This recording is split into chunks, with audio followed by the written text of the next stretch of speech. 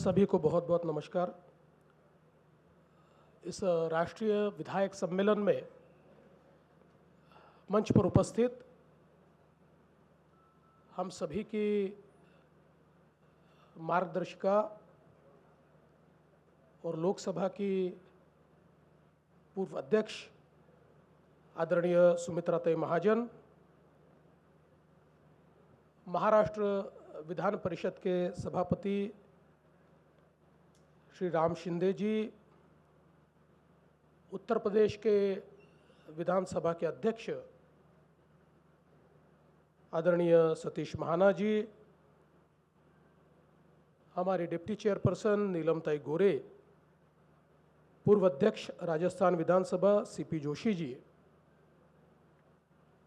जिनके तत्वावधान में एक बहुत ही अच्छा कार्यक्रम शुरू हुआ, ऐसे भाई राहुल कराड़ जी, डॉक्टर आर.एम. चिटनिस जी, परिमल माया सुधाकर जी, मंचासीन सभी महानुभाव और देश के अलग अलग राज्यों से यहाँ पर पधारे सभी हमारे एमएलएज, एमएलसीज, बहनों और भाइयों, सबसे पहले आप सभी का महाराष्ट्र की इस सांस्कृतिक नगरी में, पुणे में, महाराष्ट्र सरकार की ओर से मैं बहुत बहुत स्वागत करता हूं, बहुत बहुत अभिनंदन करता हूं। मैं राहुल जी को बधाई देना चाहता हूं कि उन्होंने लगातार देश के लोकतंत्र में गुणात्मक परिवर्तन हो, वैल्यू एडिशन हो, इस दृष्टि से कई नवाचार इस देश में लाए। MIT स्कूल ऑफ गवर्नेंस, ये इसी प्रकार का एक उपक्रम था, एक ऐसी सोच थी कि जिसमें राजनीति में या सरकार में प्रशिक्षित लोग शामिल हो, और उस दृष्टि से पिछले कई वर्षों में इस NIT स्कूल ऑफ गवर्नमेंट ने हमें अच्छे लोक प्रतिनिधि, जनप्रतिनिधि दिए, और साथ में सरकार में भी अलग अलग ओहदों पर काम करने वाले अधिकारी या सपोर्ट स्टाफ इसके माध्यम से हमें प्राप्त हुए। राष्ट्रीय छात्र सांसद, ये जो एक उपक्रम छात्र संसद के रूप में उन्होंने शुरू किया, ये भी अपने आप में युवाओं के मन की बात को रखने के लिए एक प्लेटफॉर्म के रूप में तैयार हुआ, और युवाओं की राजनीति का एजेंडा, एक कॉमन सोच तैयार करने का माध्यम ये छात्र संसद बना। फिर महिला प्रतिनिधि हो, और उसके बाद पिछले वर्ष से ये जो एक कार्यक्रम राष्ट्रीय विधायक सम्मेलन NLC के रूप में शुरू हुआ, मैं ऐसा मानता हूं कि एक बहुत बड़ी पहल है। और राहुल जी, आप ये जो काम करते हैं, मैं उसके लिए आपको दिल से बधाई देता हूं।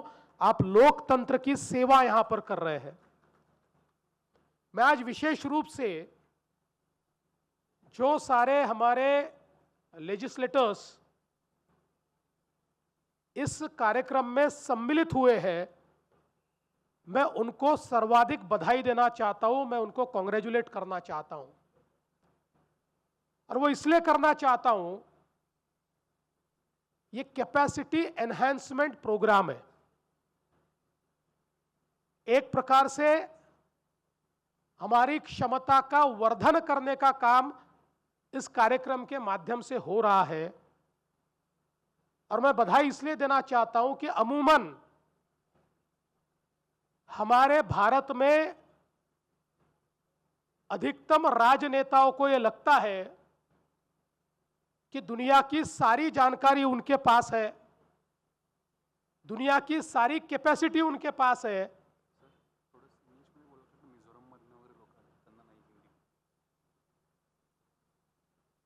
सारी कैपेसिटी उनके पास है, इसलिए उनको कैपेसिटी एनहेंसमेंट की आवश्यकता ही नहीं है।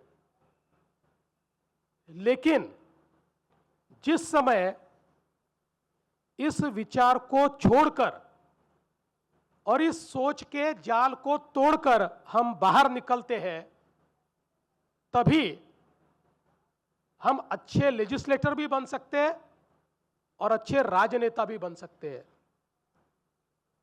और मुझे बहुत खुशी है कि आप में से सभी ने यह सोचा कि हम लोगों को कैपेसिटी बिल्डिंग करनी चाहिए, नई सोच अपनानी चाहिए, चाहे वो लोकतंत्र के क्षेत्र में हो या फिर इस बदलती हुई दुनिया में जो हमारा रोल बदल रहा है, उस दृष्टि से हम नया सीखना चाहते हैं। इसलिए हम सब लोग यहां पर आए हैं और इसीलिए मैं आप सबको बहुत बहुत बधाई देता हूं। लाखों लोग हमको चुनकर देते हैं और हम में नेतृत्व का गुण तो है ही। All of us are leaders.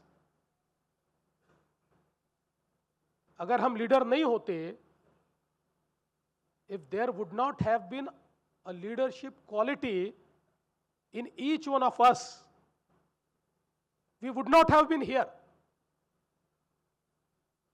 That quality, that capacity is always there. There is always a ground touch. We are sons and daughters of the soil. We always have that feel. We always know what are the aspirations of people. And when we decide that we want to enter politics, we want to contest election, we to ourselves resolve that we'll take care of the aspirations of people. But somehow our polity is such that after elections, many times we are carried away. And at the end of 5 years, when we look back and when we reflect what we really decided, what was our aim to be a legislator, we feel, and in most of the cases we come to know, that half of the things for which we are here, we did not even attempt to do. मुझे लगता है सबसे महत्वपूर्ण ये है कि हम क्या सोचकर आए थे, इसको मन में रखते हुए उसके लिए कार्य करना। और मुझे आज भी याद है कि जिस समय मैं पहली बार चुनकर आया था एक विधायक के रूप में, तो दिल्ली में एक प्रशिक्षण हुआ था, लोकसभा ने किया था। यह वर्ष 1999 की बात है,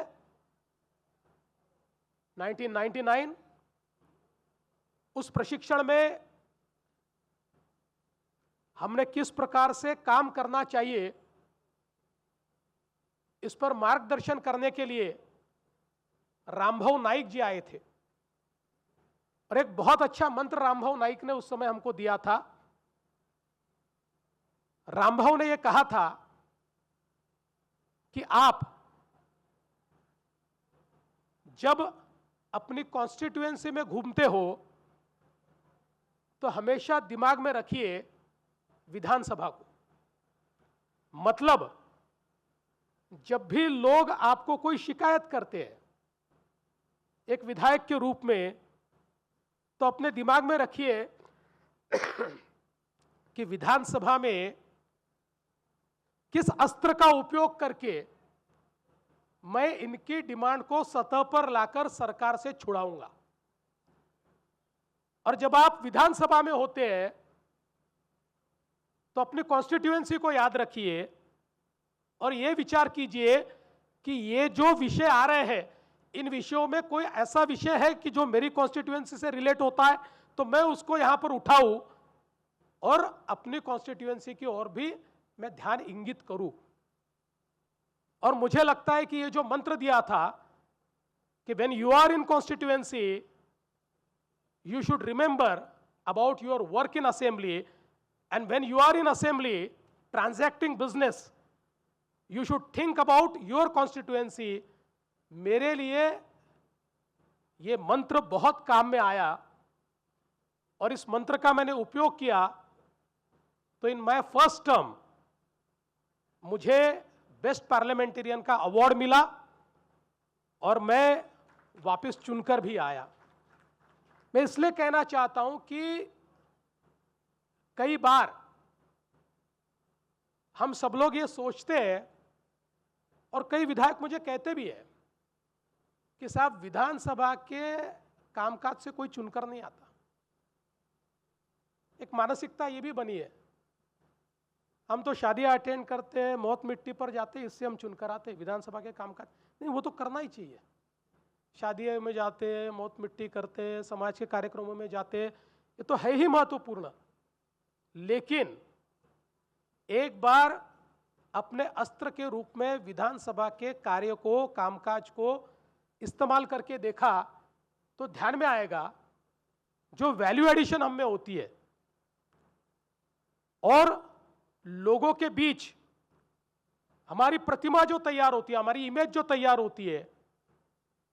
और मैंने तो कई साल विपक्ष में काम किया है, लेकिन विपक्ष में काम करते समय ये जो विधानसभा के कामकाज की सटीकता थी, इसके कारण मुझे प्रशासन में कभी तकलीफ ही नहीं आई, क्योंकि प्रशासन भी ये देखता है कि कौन विधानसभा के कार्य को गंभीरता से लेता है।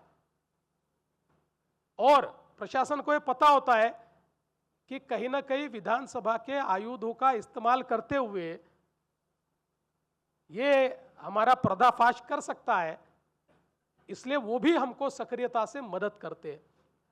तो मैं ये कहना चाहता हूं कि हमारा जो एज ए लेजिस्लेटर जो हमारा काम है वो बहुत महत्वपूर्ण है। हमारे जनसंपर्क के साथ साथ ये व्यक्ति अच्छा है, ये जनसंपर्क से होता है, लेकिन ये विधायक अच्छा है, ये विधानसभा के कामकाज से होता है। तो मुझे लगता है कि इस दृष्टि से भी ध्यान देना ये बहुत जरूरी है। और मैं ऐसा मानता हूं कि सबसे महत्वपूर्ण चीज, और ऑनरेबल स्पीकर्स यहां पर है, उनकी क्षमा मांगते हुए मैं कहता हूं, इसमें कोई आपका दोष नहीं है, पर हमारी विधानसभा इस बात को भूल गई है कि हमारा प्राइमरी बिजनेस क्या है। हमारा primary business is to legislate, कानून बनाना ये हमारा प्राइमरी काम है। और दूसरा प्राइमरी काम हमारा है टू ट्रांजैक्ट फाइनेंशियल बिजनेस। हम 3 सत्र क्यों लेते हैं? ये तीनों सत्रों में फाइनेंशियल बिजनेस होता है। ये जो 2 जरूरी काम हमारे होते हैं, इसमें मैं ऐसा मानता हूं कि सबसे कम रुचि होती है। कई बार हम लोग देखते हैं कि एक चंद गिने चुने विधायक होते हैं जो बिल्स के ऊपर बोलते हैं, जो कानून पर बोलते हैं, और मेरे अनुभव से मैं बताता हूं कि कानून पर बोलना ये सबसे आसान काम है, कोई डिफिकल्ट काम नहीं है। अगर हम लोग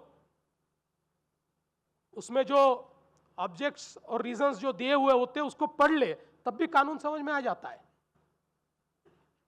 लेकिन कई बार मैंने कई ऐसे विधायक देखे पूरे 5 साल में एक भी कानून पर वो चर्चा नहीं करते। हम लोग भारत के संविधान के अनुरूप कार्य करने के लिए चुनकर आए और भारत रत्न डॉक्टर बाबा साहेब अंबेडकर जी ने हमारे संविधान की रचना इतनी सुंदर की है कि संविधान में ये जो कानून हम बनाते हैं, एक प्रकार से मुट्ठी भर लोग मिलकर कानून बनाते हैं। कई 400 विधायक है, कई 300 विधायक है, कई 200 है, कई 70 है, कई 60 है, मतलब मुट्ठी भर लोग हैं। ये मिलकर जो कानून बनाते हैं, ये कानून उस राज्य का कानून बनता है। इसलिए हमको क्यों चुनकर दिया है, तो मेरे राज्य का जो आखिरी व्यक्ति है उसके एस्पिरेशंस भी इस कानून में रिफ्लेक्ट होने चाहिए, इसलिए मुझे चुनकर दिया है। तो अगर मैं वो रिफ्लेक्ट ही नहीं करूंगा तो वो कानून सबके लिए कैसे बनेगा। और उसके साथ साथ जो फाइनेंशियल बिजनेस है, कुछ लोग चंद लोग होते हैं कि जो बजट पर बोलते, बाकी लोग बजट के ऊपर बोलते समय अपनी कॉन्स्टिट्यूएंसी का बोलते, वो भी बोलना चाहिए। पर मैं आपको बताना चाहता हूं कि बजट पर बोलने के लिए और बजट को समझने के लिए अर्थशास्त्री होने की आवश्यकता नहीं है। You don't have to be a economist और फाइनेंशियल एक्सपर्ट। बस उसकी कोई बेसिक चीजें अगर हम लोग समझ ले, कोई दुकान चलाता है, कोई घर चलाता है, ऐसा ही है।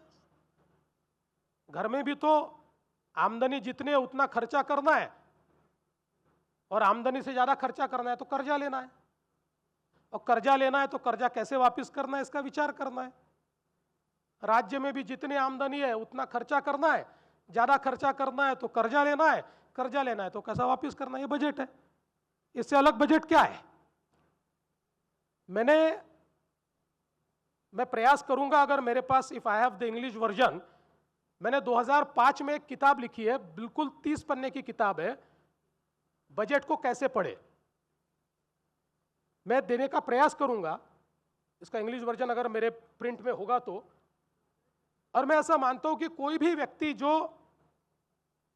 12वीं क्लास भी पढ़ा हो, वो अगर इस किताब को पढ़े तो बजट को पढ़ सकता है और बजट समझ सकता है। ये जो सारी चीजें हैं, ये हमारे बीच वैल्यू एडिशन करती है।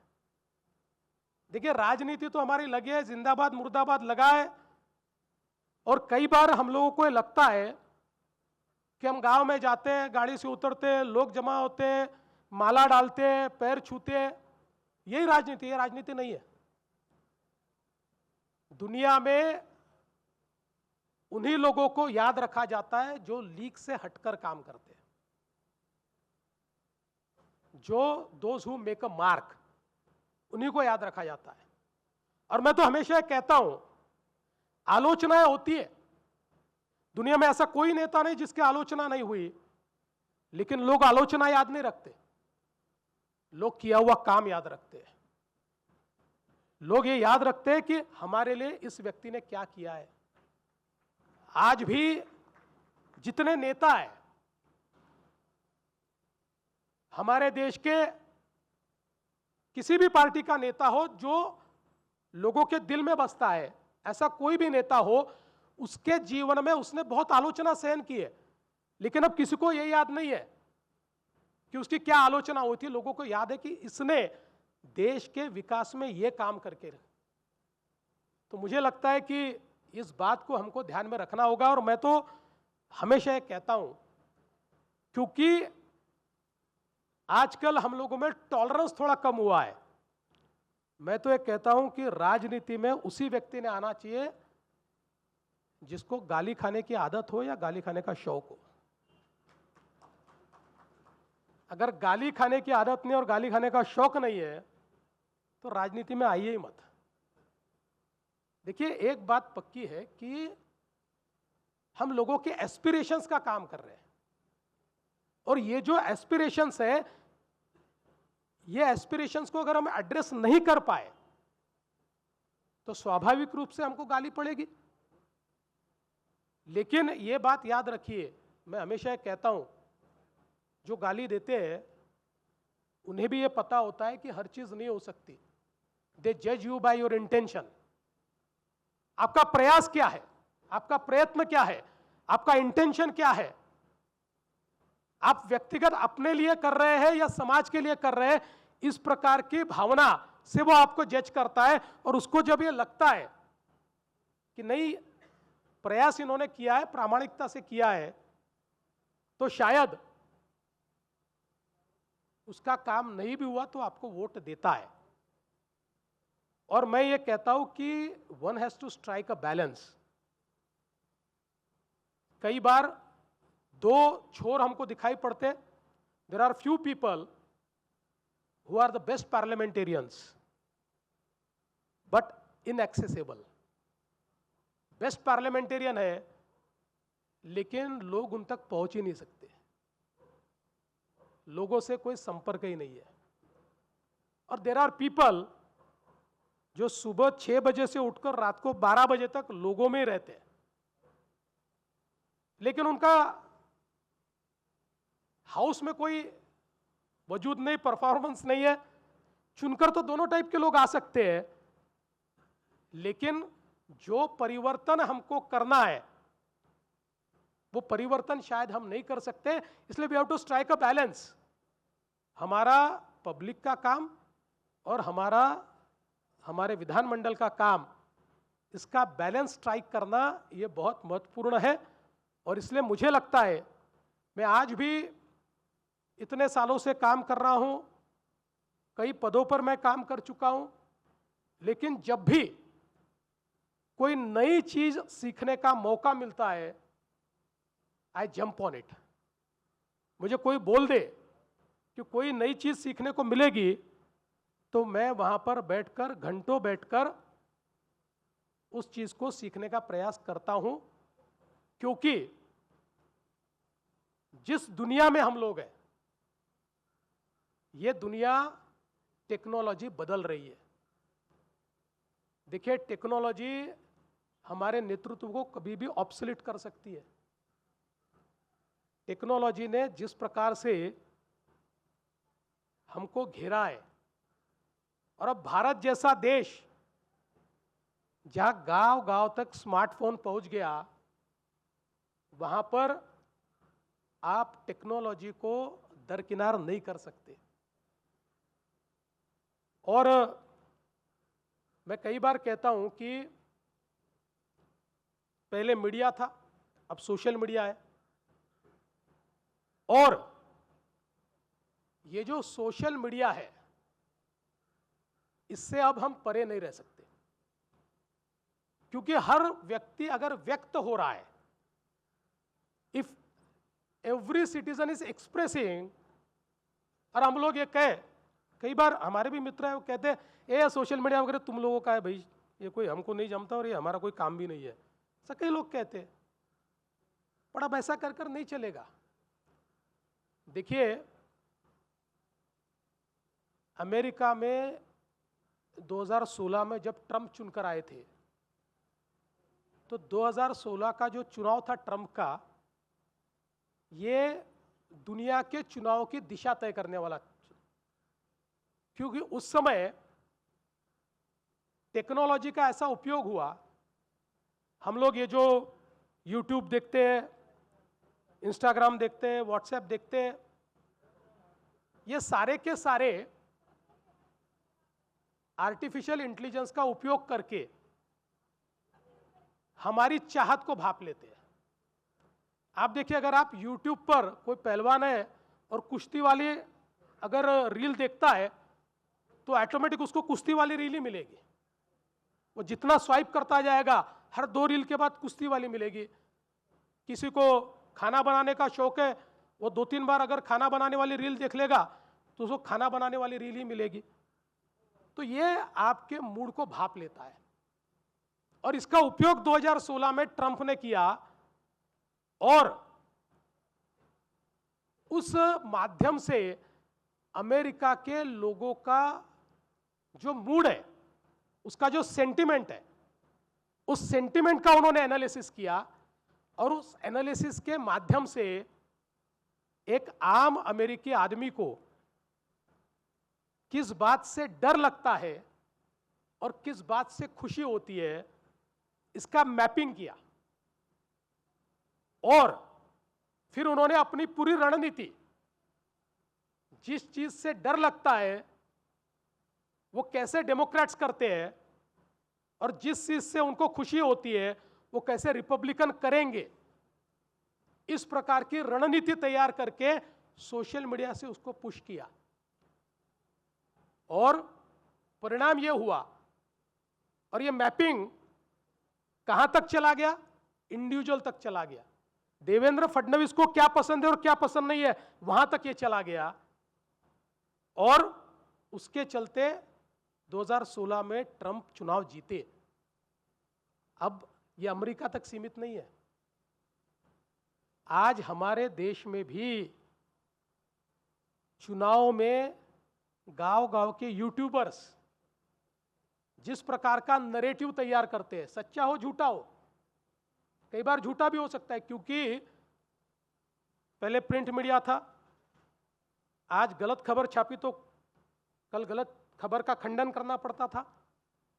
फिर इलेक्ट्रॉनिक मीडिया आया, इलेक्ट्रॉनिक मीडिया में अभी गलत खबर चलाई तो 2 घंटे में स्पष्टीकरण देना पड़ता था।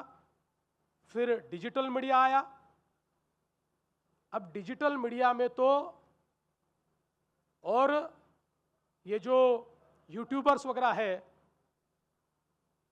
कोई पूछने वाला नहीं है, इनके ऊपर कोई एक प्रकार से अंकुश नहीं है, इसलिए ये नरेटिव तैयार करते हैं। कई बार सही भी करते हैं, कई बार गलत भी करते हैं। तो ये जो टेक्नोलॉजी ने हमारे, और ये विशेष रूप से इसलिए कह रहा हूं कि 2020 में हम दुनिया के सबसे युवा देश बने, दुनिया की सबसे ज्यादा युवा पॉपुलेशन हमारे पास, हमारी डेमोग्राफी में आज हम देख सकते हैं कि 18 से 35 साल वाला जो एक सेगमेंट है, ये सबसे बड़ा है, और ये सेगमेंट पेपर नहीं पढ़ रहा। और इस सेगमेंट का, अगर इलेक्ट्रॉनिक मीडिया के लोग यहां पर हैं तो उनकी भी माफी मांगता हूं, उन पे भी बहुत भरोसा नहीं है, क्योंकि उनको भी नहीं देख रहे। अब ये सिर्फ अपने मोबाइल को देख रहे हैं और उससे नैरेटिव तैयार हो रहा है। तो ये जो नए चैलेंजेस है, टेक्नोलॉजी ने हमारे सामने जो नए प्रश्न खड़े किए, पहले मैंने भाषण किया तो दूसरे दिन वो छपता था। अब आप सब लोग देखते हो, आप भाषण करके नीचे नहीं बैठते तो वो मीडिया में चलता है भाषण। अपन भी चलाते, अपने भी कार्यकर्ताओं को, अपने भी पीए को बोल के रखते कि भाई जैसा हमारा भाषण एक तो लाइव दिखा दे, नहीं लाइव दिखा सकता है तो तुरंत हमारे सोशल मीडिया हैंडल पर डाल दीजिए। तो एक स्क्रूटिनी भी है इससे, लोग भी देख पा रहे हैं कि हम क्या कर रहे हैं। तो इसलिए मुझे यह लगता है कि ये जो टेक्नोलॉजी ने एक नई चैलेंज हमारे सामने दिया और एक नई अपॉर्चुनिटी भी दी है, इसके ऊपर भी हम लोगों को मंथन करना होगा, क्योंकि ये जो बदलाव है अगर इसको नहीं स्वीकारेंगे तो हमारा नेतृत्व धीरे धीरे बाजू हो जाएगा, कोई नया नेतृत्व आएगा। और मैं तो राहुल जी आपसे निवेदन करना चाहता हूं कि आपने रखा भी होगा, नहीं रखा होगा, तो टेक्नोलॉजी पर और टेक्नोलॉजी क्या बदलाव ला रही है इसके ऊपर भी एक प्रकार का मंथन और चिंतन हमारे लेजिस्लेचर्स के सामने हो। मुझे जो समय दिया था उससे 9 मिनट 24 सेकंड मैंने ज़्यादा ले लिए हैं, इसलिए आपकी माफ़ी मांगता हूं। और इस बहुत अच्छे प्लेटफॉर्म पर आपने बोलने का मौका दिया। मुझे बीच में ही सूचना आई थी कि अंग्रेजी में बोलिए, इसलिए थोड़ा अंग्रेजी में बोला, लेकिन मुझे बाद में लगा कि मन की बात अपनी भाषा में जितनी अच्छे से कही जा सकती है उतनी अंग्रेज़ी में नहीं कही जा सकती, इसलिए फिर मैं अपने भाषा पर यहाँ पर आया। तो मैं आपका बहुत बहुत आभार व्यक्त करता हूँ कि आपने एक अच्छा प्लेटफॉर्म यहाँ पर हमको दिया, और मुझे विश्वास है कि एक सार्थकता के साथ जब ये पूरा कार्यक्रम समाप्त होगा तो हम सब लोग ये फील करेंगे कि हम यहाँ से कुछ सीख कर जा रहे हैं, कुछ नया करने की कोशिश हम लोग करेंगे। इस विश्वास के साथ बहुत बहुत धन्यवाद। जय हिंद, जय भारत।